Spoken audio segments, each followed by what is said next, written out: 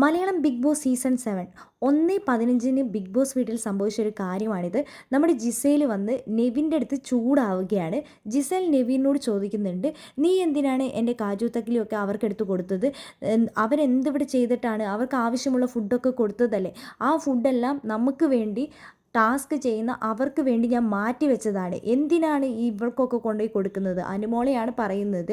അനുമോള് നമ്മുടെ ശൈത്യം കൂടെ അവിടെ ഉറങ്ങിയിട്ടൊന്നുമില്ല. അവർ രണ്ടുപേരും കൂടെ അവിടെ ഒച്ചയുണ്ടാക്കാതെ മിണ്ടാണ്ട് കിടക്കുന്നുണ്ട്.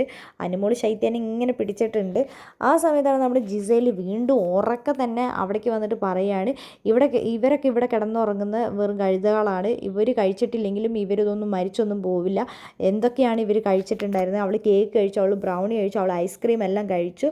നീ തെറ്റായ ആൾക്കാർക്ക് കൊണ്ടുപോയി ഇത് കൊടുത്തു കഴിഞ്ഞാൽ നീയും അവരൊക്കെ തമ്മിലുള്ള വ്യത്യാസം എന്താണെന്നൊക്കെ ജിസേൽ നെവിനോട് ചോദിക്കുന്നുണ്ട്.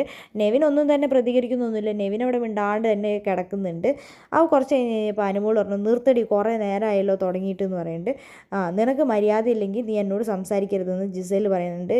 ഞാൻ നിന്നോടല്ല സംസാരിക്കുന്നതെന്നൊക്കെ ജിസേൽ പറയുന്നുണ്ട്. ഇന്ന് രാവിലെ തൊട്ട് നീ ഇവിടുത്തെ ബിഗ് ബോസ് വീട്ടിലെ എല്ലാവരോടും കച്ചറയും കൂടിക്കൊണ്ട് നടക്കുന്നതാണ്.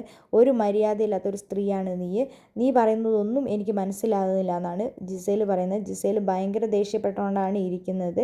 ഈ പ്രശ്നത്തിൻ്റെ ബാക്കിയായിരിക്കും നെവിൻ ബിഗ് ബോസ് വീട്ടിൽ നിന്ന് ക്വിറ്റ് ചെയ്ത് പുറത്തു പോയി എന്ന് പറയുന്നുണ്ട്. നമുക്ക് എന്താണെങ്കിലും കാത്തിരിക്കാം.